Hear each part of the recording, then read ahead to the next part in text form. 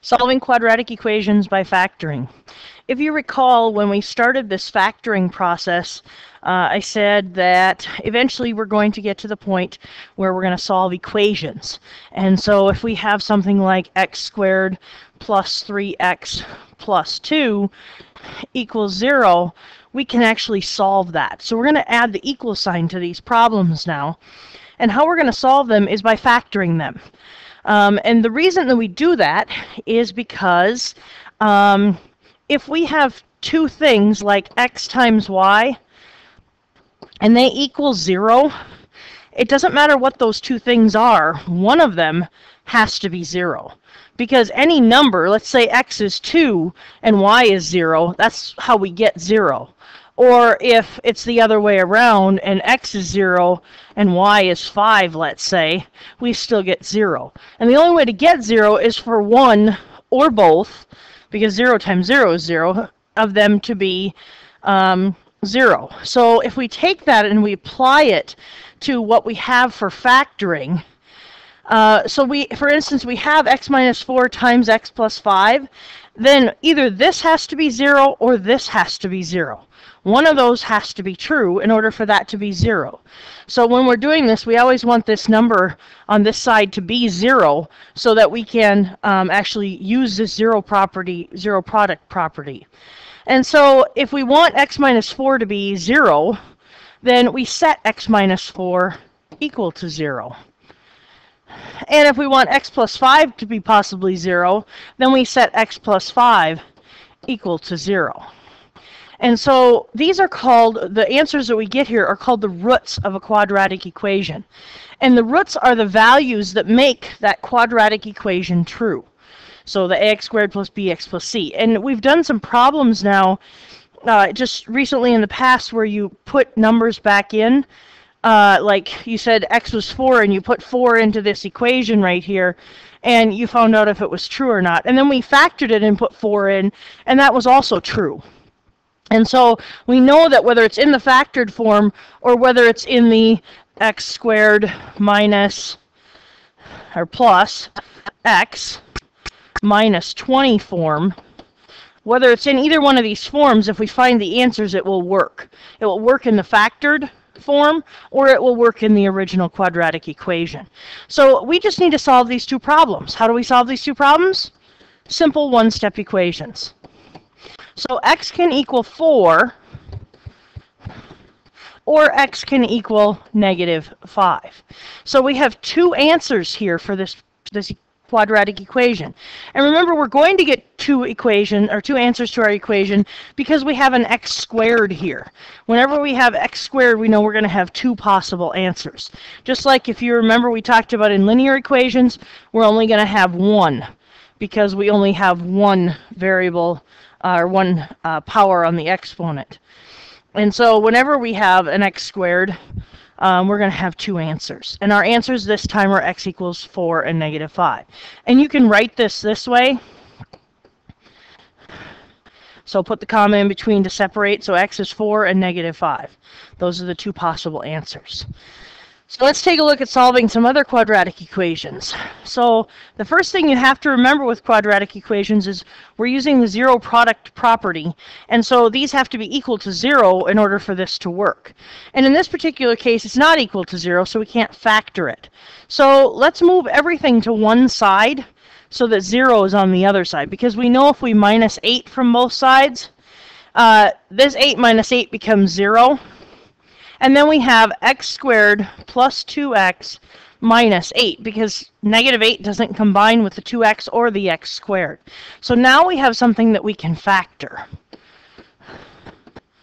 And so the factors are x and x.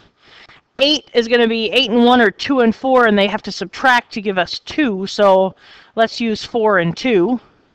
And it's positive, so the 4 has to be positive and the negative 2 has to be negative. And so now we have those two factors. Let's set each one of them equal to 0. X plus 4 equals 0, and x minus 2 equals 0. And then we solve each one of those. So minus 4, and x equals negative 4, and plus 2, and x equals positive 2. Notice anything about the answers and these factors? Because we got x equals -4 and x equals +2.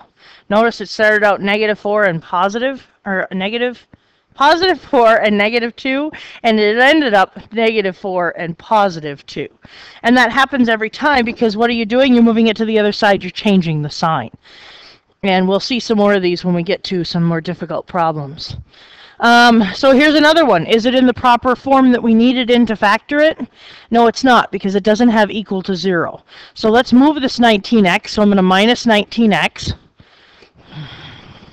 from both sides, and I'm going to rearrange this.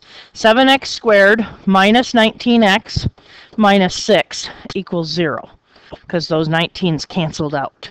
And again, the signs, we got to take a look at the signs here. So this is a negative, so factors of 7 are only 7 and 1, so 7x and 1x. And how are we going to get 19?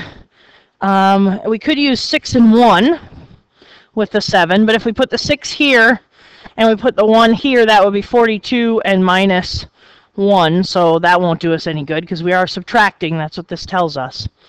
And so we know that 1 and 6 won't work either because that would give us 7 and 6, which is 13. So we better try 2 and 3. And we're subtracting, so I want more than 19. So I'm going to multiply the 7 times the 3. That'll give me 21, and minus 2 would give me 19. And so it's a negative in the middle here, so it has to be a negative 21 and a positive 2x. So now we have 7x plus 2 and 1x minus 3. And again, what do we do with these? Because this is equal to 0, we set each part equal to 0. So 7x plus 2 equals 0, and x minus 3 equals 0. And so we need to solve these two equations. Here we're going to minus 2. And so 7x equals negative 2. Divide both sides by 7. And x equals negative 2/7. There's one answer. And then let's do the other one. So we add 3. And so x equals positive 3. Notice what happened when we had this two-step equation here. We minus 2, so it became the opposite, and then we divided by 7, so we put it over the 7. So negative 2/7. And that happens every time you do this. If we have 3x minus 5 equals 0, we're going to add 5, so it's going to become a positive 5. Then we're going to divide by 3, so our answer is positive 5/3. So just keep in mind what's happening when you move that to the opposite side and then divide.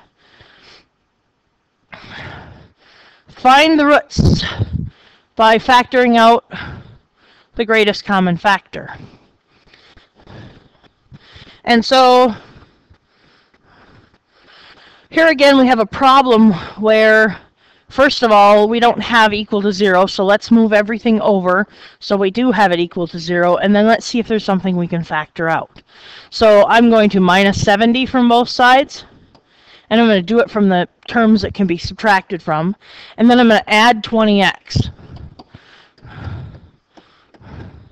So those cancel out and those cancel out. I get 0 on this side. On the other side, I get a negative 2x squared plus 20x minus 50. And so they all have a 2 in common, but they also have a negative in the front. So I don't want to deal with that negative, so I'm going to factor out a negative 2. And when I factor out a negative 2, I'm going to get x squared minus 10x plus 25 equals 0. And now I can factor this. And so I have a negative 2. And now I'm going to factor this into x and x.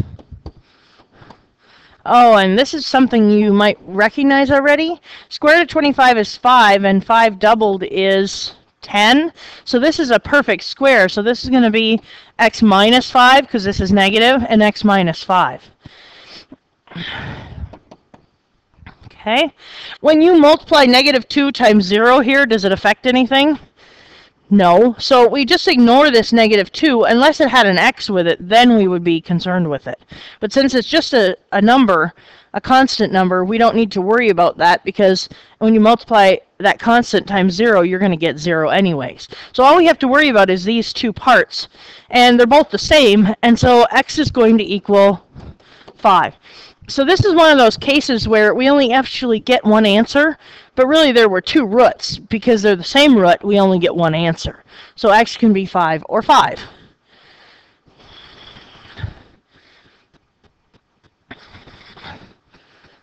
Gardening. The area of a rectangular garden is 51 square yards.